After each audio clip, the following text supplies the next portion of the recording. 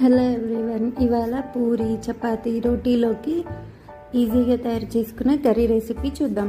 అందుకోసం ఒక బౌల్లో ఆయిల్ వేసి వేడైన తర్వాత పోపు దినుసులు, కరివేపాకు, ఉల్లిపాయ ముక్కలు, పచ్చిమిర్చి వేసి కలుపుకోవాలి.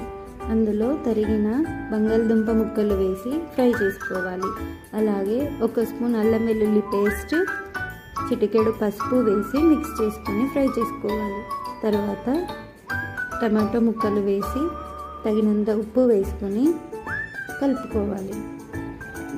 దానిలో 2 గ్లాసుల వాటర్ యాడ్ చేసుకుని ముందుగానే మిక్స్ చేసి పెట్టుకున్న శనగపిండి మిశ్రమాన్ని ఉండలు లేకుండా కలుపుకొని 5 మినిట్స్ ఉడికించుకొని కొత్తిమీర జల్లుకొని దించుకుంటే tasty and easy recipe puri curry ready.